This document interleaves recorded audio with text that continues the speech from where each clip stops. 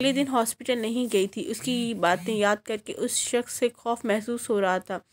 چھٹی کر کے اگلے دن وہ ہاسپٹل گئی جب اسے پتہ چلا کہ معتصم وہاں سے جا چکا تھا، جس پر اس نے شکر کا سانس لیا، لیکن وہ باتیں بار بار اس کے ذہن میں آ رہی تھی۔ گھر آتے ہی اسے جو سرپرائز ملا وہ خالہ کی موجودگی کا تھا، جسے دیکھ کر وہ بہت خوش ہوئی، لیکن انہیں آنے کا مقصد جان کر وہ پریشان ہو چکی تھی۔ انہوں نے اسے وسیع کے نام کی انگوٹھی پہنائی، لیکن اس سب سے کوئی خوشی نہیں ہو رہی تھی، کیونکہ اس کا ذہن تو اب تک معتصم کی باتوں میں تھا۔ اس نے اپنے ہاتھوں میں موجود انگوٹھی کو دیکھا جو آج اسے پہنائی گئی تھی۔ شاید میں کچھ زیادہ ہی سوچ رہی ہوں، ہو سکتا ہے وہ مذاق کر رہا ہو، بھلا کیوں اسے سوچ کر پریشان کر رہی ہوں۔ اپنے آپ کو تسلی دے کر اپنی جگہ سے اٹھی۔ جب اسے پیچھے جہاں کھڑکی تھی وہاں سے کچھ ہلچل محسوس ہوئی۔ اس نے مڑ کر دیکھا، لیکن اس سے پہلے وہ چیختی وہ اپنا مضبوط ہاتھ اس کے لبوں پر رکھ چکا تھا، اور وہی تھا جس شخص سے وہ سوچ کر پریشان ہو رہی تھی۔ اس نے اسے بلیک جینز اور بلیک ٹی شرٹ پہنی ہوئی تھی، جس میں اس کی مضبوط بازو صاف دکھ رہی تھی۔ ایک بازو پر زخم موجود تھا جو اسے گولی لگنے کی وجہ سے ملا تھا۔ ابھی تک اس کا بازو مکمل ٹھیک نہیں ہوا تھا۔ کیا کہا تھا میں نے تم سے؟ تم اس شادی سے انکار کر دو گی، لیکن نہیں، تم نے کیا کیا؟ اس کا ہاتھ اٹھا کر اس نے اس کی انگلی میں موجود اس کی انگوٹھی کو دیکھا اور پھر اسی انگلی سے نکال کر پھینک دیا جو بیڈ پر جا گری۔ چھوڑو میرا ہاتھ، یہاں کیا کر رہے ہو؟ تم نکلو یہاں سے۔ لگتا ہے تم نے میری بات نہیں سنی۔ میں تمہیں کل تک کا وقت دے رہا ہوں اس رشتے سے انکار کر دینا، ورنہ انجام کی ذمہ دار تم خود ہوگی۔ کیوں انکار کروں میں وسیع سے شادی کروں گی۔ کون ہو تم میرے؟ اس نے معتصم کو زور سے دھکا دیا، جس پر اس نے اپنی سرخ انگار ہوتی آنکھوں سے گھور کر اسے دیکھا اور جھٹکے میں اس کے قریب جا کر اس کی کمر سے گرد اپنا حصار باندھ دیا۔ آئندہ اس شخص کا نام اپنی زبان پر مت لانا، میری ہو، صرف میری۔ معتصم شاہ اس کی مزاحمت کرتے انداز کو نظر انداز کر کے اس کے ماتھے پر اپنے لب رکھے اور جس راستے سے آیا تھا اسی راستے سے واپس چلا گیا۔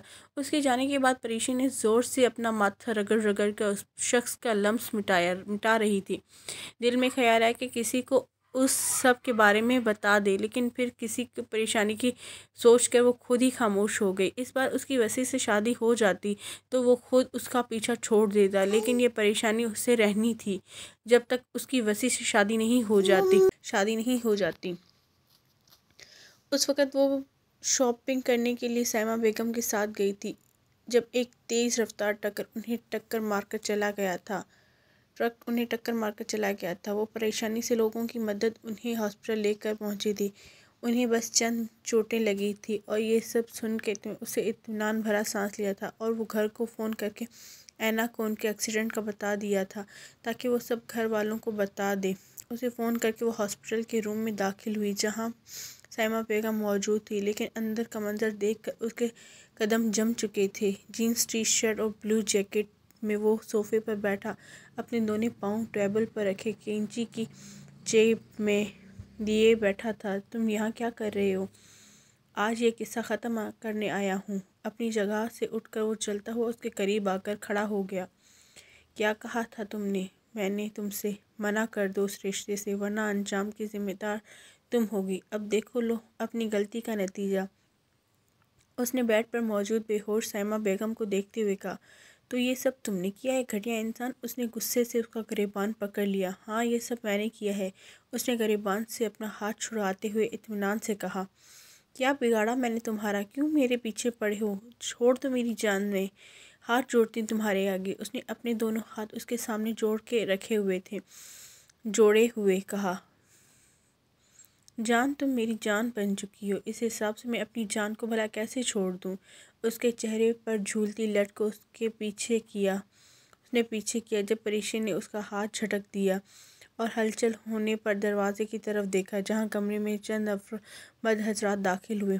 نکاح کے لیے تیار ہو جاؤ میری جان، میں تم سے نکاح نہیں کروں گی۔ سوچ لو تمہاری غلطی کی سزا یہ بھگت رہی ہے، میں اس سے آگے بھی بڑھ سکتا ہوں جس کا مجھے کوئی افسوس نہیں ہوگا، تو بہتر ہے میری جان بات مان لو۔ اس نے آنسو بھری نظروں سے بیڈ پر لیٹی اپنی ماں کو دیکھا اور ہچکیوں سے روتے ہوئے نکاح نامے پر سائن کر دیے۔ اس کی ماں کے سامنے اس کا نکاح ہوا تھا، لیکن انہیں ان بات کا علم ہی نہیں تھا، کیونکہ وہ اب تک ہوش میں ہی نہیں آئی تھی۔ نکاح کے ہوتے ہوئے وہاں سے موجود افراد باہر چلے گئے تھے، سوائے معتصم شاہ کے۔ اس نے آگے بڑھ کر اس کا ہاتھ پکڑا اور اسے اپنے مقابل کھڑا کیا۔ پریشے نے اپنا ہاتھ چھڑانا چاہا، لیکن وہ معتصم شاہ کی گرفت میں تھا۔ نکاح مبارک ہو میری جان، اس نے اس کے ماتھے پر لب رکھ دیے۔ دور رہو مجھ سے، اس نے اپنا آپ اس سے چھڑوانا چاہا تھا، لیکن اس کی مزاحمت کو نظر انداز کر کے وہ اس کے گلابی لبوں پر جھک گیا۔ اس کی اس حرکت پر وہ پھڑ پھڑا کر رہ گئی تھی۔ اپنے ہاتھوں کو پوری طاقت سے لگا کر اسے خود سے دور کرنا چاہا، لیکن وہ اپنے کام میں مصروف رہا اور کافی دیر تک اس کے لبوں کو آزادی بخشی۔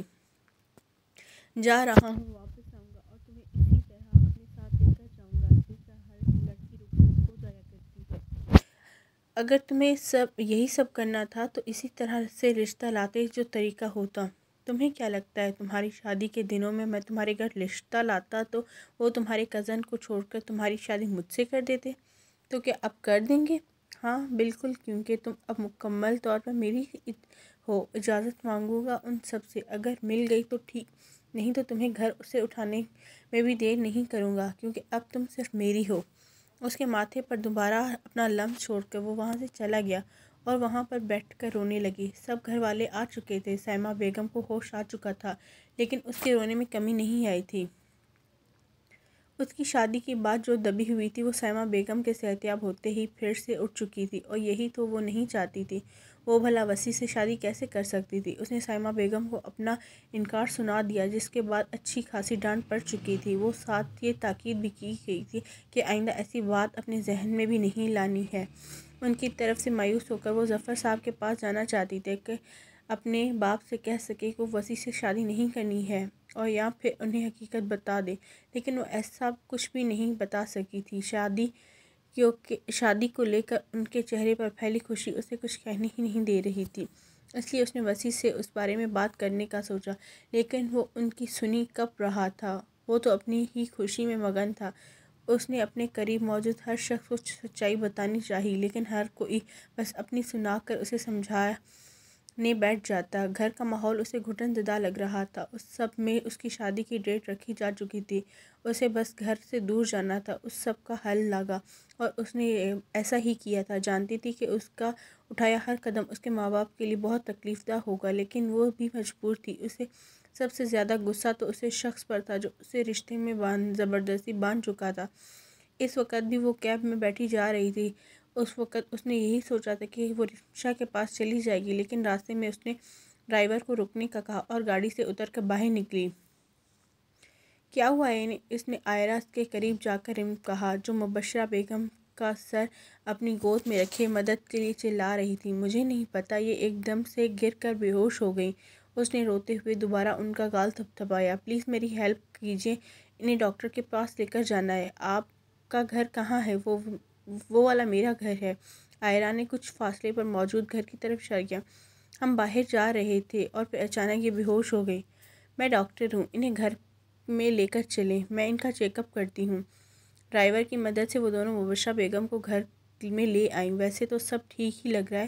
بی پی کی مشین سے اس نے ان کا بی پی چیک کیا۔ وہ ہلکا سا لو تھا، لیکن اتنے ہلکے بی پی لو میں ان کی حالت ایسی نہیں ہونی چاہیے تھی۔ اس نے ان کی شوگر چیک کی تو کافی زیادہ لو تھی۔ انہیں ٹریٹمنٹ اور آئرہ کی چند ہدایات دے کر وہ وہاں سے باہر نکل گئے۔ جب آئرہ بھاگتی ہوئی ان کے پیچھے آئی، ایکسکیوز می، آئرہ بھاگتی ہوئی اس کے پاس آئی، جس سے پریشے نے مڑ کر اسے دیکھا۔ جی، مجھے آپ کا شکریہ ادا کرنا تھا۔ Thank you for every thing. کوئی بات نہیں، یہ میرا کام ہے۔ اچھا، ویسے آپ کا نام کیا ہے؟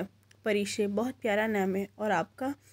آئرہ، نائس نیم۔ یہ میرا نمبر ہے، کبھی بھی کسی چیز کی ضرورت ہو تو مجھے ضرور یاد کیجیے گا۔ الوداعی کلمات ادا کر کے وہ وہاں سے چلی گئی اور یہیں سے پریشے ظفر کو ایک نئی دوست ملی تھی۔ اپنے ایک ہاتھ میں بیگ لیے وہ جا رہی تھی۔ رمشا کا گھر قریب ہی تھا، ابھی کے لیے تو وہ اسے وہیں جانا تھا۔ وہ چلتی ہوئی جا رہی تھی جب بلو کلر کی BMW اس کے سامنے آ کر رکی۔ اس نے اپنے چلتے قدم جھٹکے سے روک لیے۔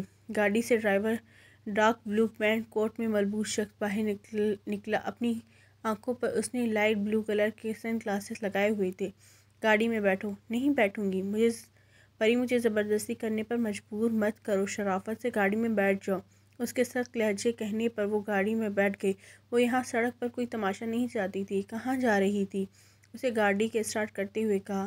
گھر سے بھاگ رہی تھی؟ کس لیے؟ کیونکہ میرے گھر میں میری شادی کی ڈیٹ رکھی جا چکی ہے اور میں یہ شادی نہیں کر سکتی کیونکہ میں پہلے ہی کسی کے نکاح میں ہوں، اور میں یہ بات کسی سے کہہ نہیں سکتی۔ کوئی میری سن ہی نہیں رہا، اور جس کے ساتھ میرا نکاح ہوا ہے وہ اتنے دنوں سے غائب تھا اور مجھے اس کے نام کے علاوہ کچھ بھی نہیں پتہ ہے۔ میں تمہیں تمہارے گھر لے کر چلتا ہوں اور پھر میں ان سب سے بات کروں گا۔ اور میں غائب نہیں ہوا تھا، بس کچھ زیادہ ہی مصروف ہو گیا تھا۔ میں اس وقت صرف اکیلی رہنا چاہتی ہوں۔ جانتی ہوں کہ جب میرے نکاح کی خبر گھر میں ہوگی تو تماشا لگے گا، اور میں اس وقت کوئی تماشا نہیں چاہتی۔ میں صرف تنہائی چاہتی ہوں۔ اس کے کہنے پر معتصم نے بنا کچھ کہے گاڑی دوسری جانب موڑ دی۔ وہ اجنبی راستوں پر گاڑی لے کر جا رہا تھا۔ وہ کہاں جا رہا تھا اسے پتہ نہیں تھا، اسے جاننا بھی نہیں تھا۔ اسے گاڑی ایک چھوٹے لیکن خوبصورت گھر کے آگے روکی۔ چلو اترو۔ یہ کس کا گھر ہے؟ یہ میرا گھر ہے۔ مجھے یہاں نہیں رہنا۔ مجھے نہیں پتہ کہ تم کہاں جا رہی تھی، لیکن اگر اپنے گھر سے دور جا رہی تھی تو یقیناً کسی اور کے گھر میں ہی جا رہی ہوگی، لیکن میں نہیں چاہتا۔ یہ میرا گھر ہے اور تمہارا بھی، اور جب تک اپنے گھر واپس نہیں جاؤ گی تب تک تم یہیں رہو گی۔ اسے زبردستی گاڑی سے نکال کر وہ اندر لے آیا اور گارڈ کو باہر رکنے کا اشارہ کیا، جو اس کے ساتھ اس کی گاڑی کے پیچھے ایک الگ گاڑی میں موجود تھے۔ ہر ہفتے یہیں کی صفائی کرواتا ہوں۔ یہ بات اسے کہنے کی ضرورت نہیں تھی کیونکہ صاف ستھرا گھر اس بات کی گواہی دے رہا تھا۔ تمہیں پسند آیا؟ اس نے ہاتھ پینٹ کے جیب میں ڈالا۔ تم سے جڑی کوئی چیز مجھے پسند نہیں۔ ویسے تو تم بھی مجھ سے ہی جڑ چکی ہو۔ جھٹکے سے اس نے اپنے قریب کھینچا۔ وہ بنا اسے کچھ کہنے کا موقع دیے اسے کے لبوں پر جھک گیا۔ وہ مدہوش تھا، اس کے لبوں پر جھکا ہوا تھا جب پریشی نے اسے دھکا دیا جس سے وہ اس سے چند قدم فاصلے پر ہو گیا۔ وہ لڑکھڑایا تھا لیکن گرا نہیں تھا۔ یہ کیا حرکت ہے پری؟ یہ مجھ سے مت پوچھو کہ یہ کیا حرکت ہے۔ تم نے اپنی حرکتیں دیکھی ہیں؟ کیا ہے میری حرکتیں؟ نکاح میں ہو تم میرے؟ ہاں، اسی لیے تو تم نے مجھ سے نکاح کیا ہے۔ شاہ انڈسٹری کے مالک معتصم شاہ بھلا مجھ سے شادی کیوں کرے گا؟ ایک پل میں محبت ہوگی اس لیے نہیں مانتی؟ میں اس سب کو میں جانتی ہوں۔ تم مجھ سے اسی لیے نکاح کیا ہے تاکہ نکاح کی آڑ میں تم اپنی ہوس پوری کر سکو۔ اس کے الفاظ سن کر اس کا گریباں ہاتھ اٹھا تھا لیکن وہ ہوا میں ہی رک چکا تھا۔ اس نے اپنے ہاتھ کو مٹھیوں میں بنا کر زور سے بھینچا اور وہ تیز قدم اٹھاتا باہر نکل گیا۔